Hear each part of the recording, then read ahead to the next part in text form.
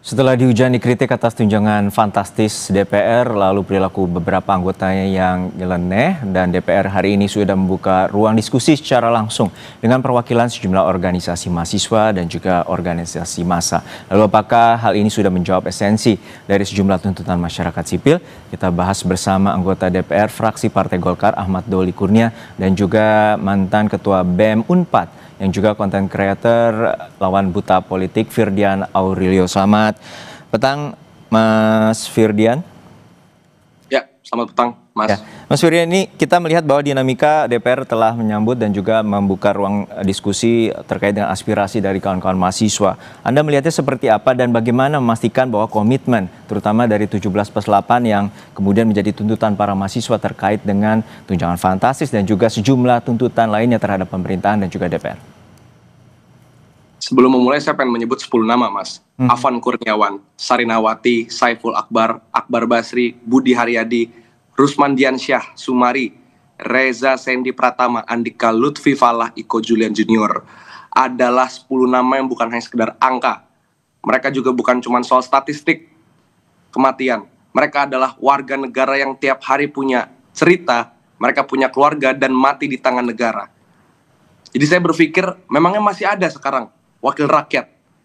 Di mana wakil rakyat DPR RI ketika aparat kepolisian memerintahkan untuk melakukan penembakan kepada massa aksi? Di mana DPR RI ketika kemudian 10 orang ini meninggal, malah kemudian eksekutifnya mendorong untuk menaikkan pangkat polisi? DPR RI kan adalah lembaga check and balances, pengawas. Harusnya DPR RI sebagai wakil sipil, wakil rakyat, yang bisa dong mendorong agar penuntasan keadilan untuk korban ini terwujud. Agar aparat tidak lagi menggunakan senjatanya. Kalau perlu, pimpinan tertingginya, Kapolri, ya harus dicopot sepaket dengan reformasi Polri di dalamnya. Militer juga jangan diikut-sertakan di dalam krisis demokrasi dan sipil ini. Artinya, itu kalau kita DPR belum menjawab esensi terkait dengan penghilangan nyawa, dan 10 nyawa ini bukan hal yang bisa dipandang remeh karena ini merupakan bentuk dari represi pihak kepolisian kepada warga atau masyarakat. Iya, betul Mas. Ini tuntutan 17+8 lah yang tadi dibawa teman-teman Mas di audiensi juga, kemudian seluruh fraksi KT lagi membahas ini juga. Di dalamnya nih ya, saya usul buat wakil rakyat kalau memang masih ada wakil rakyat. Salah satu tuntutan yang paling mudah tercapai kalau kalian semua masih punya political will adalah bentuk tim investigasi independen untuk mengawal seluruh korban kekerasan aparat selama sepekan demonstrasi terakhir. Termasuk ada kawan-kawan kami yang sekarang dikriminalisasi paksa Mas. Ada Harik Anhar, Del Pedro Marhen, Syahdan. Ada 20 lebih yang menghilang. Versi laporan Kontras, hilang Mas di era ruang kaca penuh kamera gini, hilang. Di Unpad sendiri, mantan kampus saya, ada salah satu mahasiswa yang kemudian saat aksi diculik, kemudian hilang kesadaran dan dibuang ke rumah sakit Mas, sekarang masih koma. Artinya kalau sekarang saya pengen ngomong wakil rakyat harus ngapain, political will paling pertama, bentuk tim investigasi independen. Karena kalau polisi yang harus investigasi sendiri, polisi aja bilang penembakan gas air mata di Unpas Unisba, itu mah karena angin aja masuk kampus. Konyol kan? Gak akuntabel, konflik of interest. Libatkan sipil, libatkan akademisi, libatkan berbagai elemen organ media dan sebagainya untuk menginvestigasi berbagai kekerasan ini. Baru masuk ke tuntutan-tuntutan lainnya. RUU perampasan aset, RUU masyarakat hukum adat. Tapi paling pertama, keadilan buat korban dulu dan tarik seluruh senjata, baik itu polisi dan militer, dari pengamanan-pengamanan sipil. Karena kami ini punya tuntutan damai, Mas. Artinya prioritas pertama ada tim investigasi independen terkait dengan kasus Afman ataupun juga kasus dari 25 Agustus hingga awal September. Dan upaya ini butuh komitmen yang serius dari DPR. Namun jawaban Anda tahan terlebih dahulu, kami akan lanjutkan setelah jeda hanya di Kompas Petang.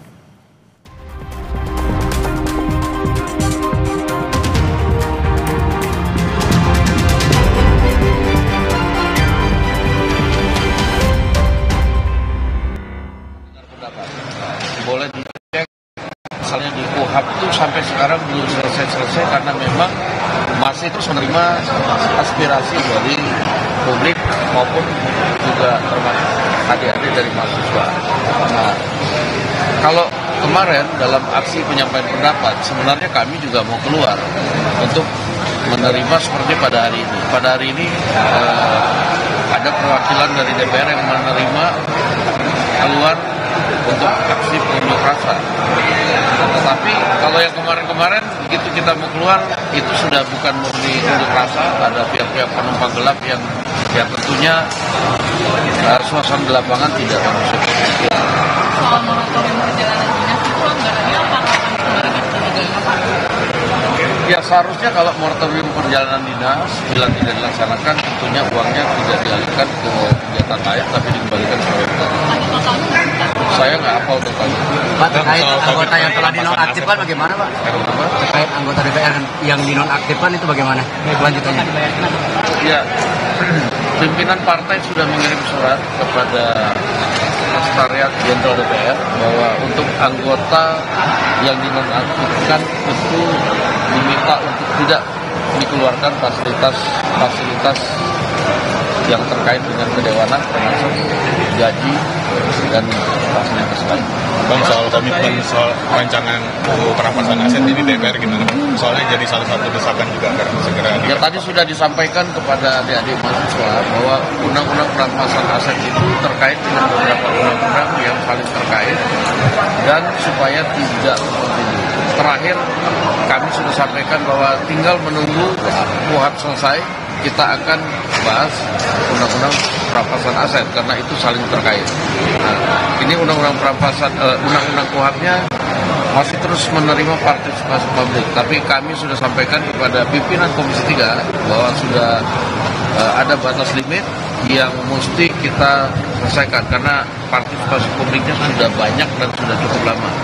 Mudah-mudahan sebelum akhir masa sidang ini yang untuk KUHP sudah dapat diselesaikan sehingga kita bisa langsung masuk ke pembahasan rancangan undang-undang perampasan aset.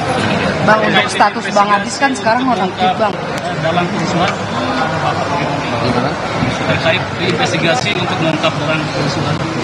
Ya, tadi memang ada permintaan dari adik-adik BEM untuk kami menyampaikan kepada pemerintah atau ikut andil dalam tim investigasi dugaan makar yang juga telah disampaikan oleh Presiden Republik Indonesia.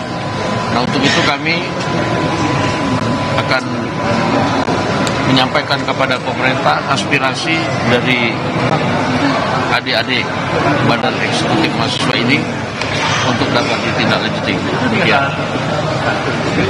Oke. Jadi kan nonaktif ya Pak, itu memang akan diganti atau seperti apa ya? itu akan diserahkan kepada partainya.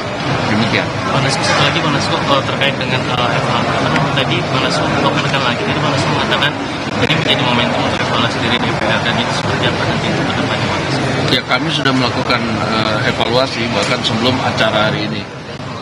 Ya, itu tadi pernyataan dari Sufmi Dasko Ahmad, Wakil Ketua DPR terkait dengan pertemuan dengan sejumlah perwakilan BEM seluruh Indonesia dan juga sejumlah aspirasi dan tuntutan yang telah dikemukakan oleh mahasiswa bersama dengan pimpinan DPR. Dan tadi dari pernyataan Sufmi Dasko bahwa komitmen untuk mengevaluasi dan juga menstop tunjangan fantastis dan juga akan tetap menyelesaikan tentang RUU perampasan aset termasuk juga terkait dengan tuntutan tim investigasi dan juga akan diinisiasi bersama dengan pemerintah. Kami masih bersama dengan mantan Ketua BEM Unpad Firdian Aurelio Mas. Firdian, bahwa tadi Wakil Ketua DPR menyatakan bahwa ada komitmen untuk melakukan tim investigasi dan juga akan mendorong pemerintah untuk mengusut tuntas terkait dengan pernyataan adanya dugaan makar dan juga terorisme, dan kemudian juga berjanji untuk mengevaluasi dan menstop tunjangan fantastis termasuk juga salah satu tuntutan mengesahkan RUU perampasan aset. Tanggapan Anda? Saya sepakat dengan wakil ketua DPR kita ya, bahwa ketika ngomongin kerusuhan itu adalah penunggang gelap. Tapi rasanya jadi nggak tepat kalau kemudian tim investigasi yang dibentuk prioritas adalah mencari dugaan makar. Karena kalau itu adalah intelijen yang harusnya dimiliki oleh Presiden. Hari ini kita bicarakan soal 10 orang yang meninggal, Mas. Makanya di dalam tuntutan ini kan tim investigasi independennya untuk korban demonstran, bukan buat mencari siapa yang makar. Bahwa pemerintah mau cari siapa yang makar, silakan. pakai gunakanlah instrumen BIN, Baintelkam, BAIS-nya. Silakan. Supaya nggak asal tuduh gitu loh. Supaya nggak asal nyalahin rakyat, karena memang bukan rakyat yang ngarah ke sana. Kemarahan kepada DPR ini kan beda Mas, sama kayak undang-undang KPK. Dulu kita punya satu tujuan, tolak KPK. Undang-undang Cipta Kerja, tolak Cipta Kerja. Undang-undang TNI, tolak Undang-undang TNI. Hari ini tuh kompilasi dan akumulasi kemarahan atas kesenjangan ekonomi yang terjadi, jutaan pengangguran, kemiskinan yang terjadi, dengan pejabatnya bermewah-mewah, pejabatnya joget-joget, pejabatnya tone deaf atau nir empati. Nah, poinnya, tuntutan kami itu nggak cuman mengarah ke soal perampasan aset. Makanya ada 17, 14, 8. Dan yang paling penting adalah sekarang keadilan untuk korban. 10 orang meninggal, 1 meninggal aja, harusnya menjadi kegagalan negara. Ini 10. Dan kalau di Korea Selatan, ketika waktu itu mau ada darurat militer, anggota parlemen sampai menjadi pagar. Nah di kita DPR-nya kok baru muncul sekarang gitu loh. Kemarin kemana ketika di Kuitang lampu dimatiin, senapan ditembak, Kapolri bilang tembak saja. Kami juga telah berupaya menghubungi sejumlah anggota DPR, namun saat ini belum ada yang dapat merespons untuk membahas bersama dengan wakil ataupun mantan Ketua BEM Firdian Aurelio. Mas Firdian, untuk saat ini ada juga tenggat waktu yang diberikan oleh kawan-kawan mahasiswa terhadap DPR dan juga pemerintah maupun juga polisi dan TNI.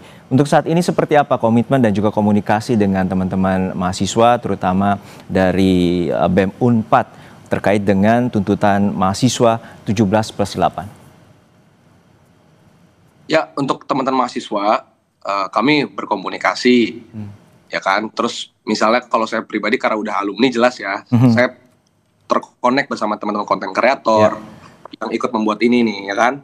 Begitupun dengan teman-teman LSM maupun serikat buruh, alias teman-teman gerakan sipil, komunitas dan lain sebagainya. Nah, bab soal deadline gini deh. Ini kan kami ini mencoba melakukan aksi-aksi damai ya, termasuk audiensi teman-teman mahasiswa itu hal yang bagus lah, karena kan menunjukkan bahwa kami open to dialog. Bahkan kalau jadi pun nantinya teman-teman gerakan sipil ini pengen bikin aksi di hari Jumat, tanggal merah tuh harusnya libur istirahat, kita mau tetap aksi damai. Kita pengen nyampaikan aspirasi, kalau perlu nyalain lilin sebagai bentuk solidaritas untuk korban yang meninggal dan lain sebagainya. Dan tanggal 5 persis hari Jumat nih tuntutan ini nih. Pertanyaannya, DPR udah dikasih tuntutan ini selama sepekan terakhir, dikerjain nggak? Mas aja kan sebagai misalnya di sini jurnalis, reporter dan sebagainya dikasih deadline sama bos 1 hari ya selesai, harus selesai gitu, suka atau nggak suka. Masa iya DPR udah dikasih gaji fantastis, kita kasih 5 hari deadline, mager-mageran ngerjainnya. Kalau di kantor deadline nggak lolos kan dipecat. Nah kalau ini apa? Makanya sekarang kita mau melakukan aksi-aksi damai seperti yang pemerintah harapkan dan seperti yang masyarakat inginkan. Baik. Maka jangan sampai harapannya DPR itu di tanggal 5 tidak menepati. Karena kalau enggak nanti ya wajar aja kalau warga jadi marah gitu loh Mas nantinya. Baik kita nantikan bagaimana komitmen dari wakil rakyat terutama menyerap aspirasi rakyat dan juga tuntutan 17+ mahasiswa dan juga rakyat terkait dengan penuntasan, pengusutan maupun investigasi dari 10 nyawa yang hilang pasca demo 25 Agustus kemarin dan juga sejumlah tuntutan bagi pemerintah, DPR, TNI, Polri dan juga kementerian. Terima kasih atas waktunya mantan Ketua BEM Unpad Mas Firdian Aurelio telah bersama kami di Kompas Petang.